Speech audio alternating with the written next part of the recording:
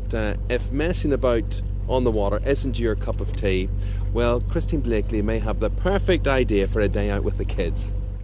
You hear a lot these days about people packing in their jobs to live their dream. It could be writing a book or sailing around the world or buying a B&B in the south of France. Today, however, I've come to Randalstown Forest to meet a man who really does give a hoot about something entirely different. Welcome to World of Owls, a unique bird sanctuary run by Bangor man Mike Gibb.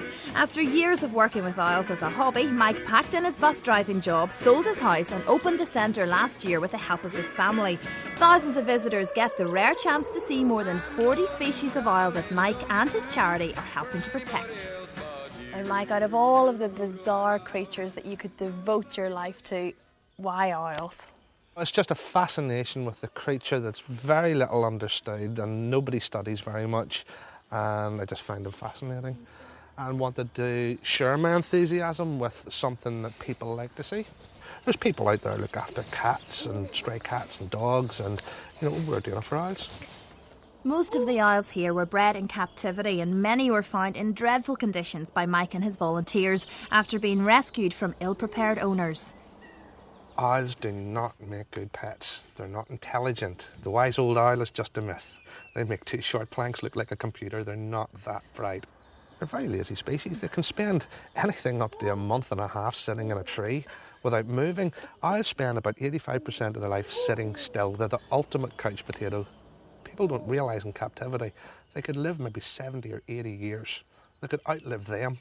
Why do you think World of Owls is not just a visitor centre, it also has outreach programmes working with everyone from young offenders to the elderly.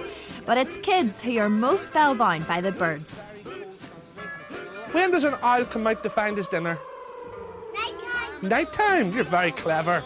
I love to see the children's faces when they see a creature that they've never seen before, and it's not something that you see on television quite often either, but I love to watch their eyes, especially when you get a young group of never seen them before. You just look at them.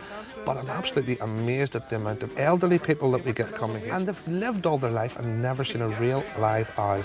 And when we're able to bring one out and let them touch it and stroke it and see them up close, it's fabulous.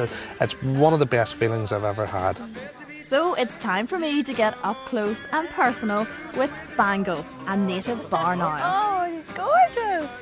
There we go. They're very kind of mythical creatures, aren't they? Yeah, there's a lot of myths and legends surrounding owls. Some people think they're evil omens, and some people, associate ghost stories with them because they used to be found quite a lot hunting around graveyards. So if you can imagine olden times with a lantern going past a graveyard and you see this fluttering up from behind the gravestone, and they don't hoot. Everybody thinks twit-twoo for owls.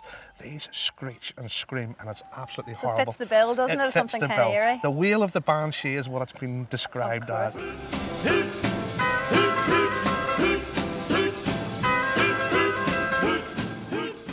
They're very content here, and thankfully to the staff that helped as well, all the voluntary staff, they're in very, very good condition.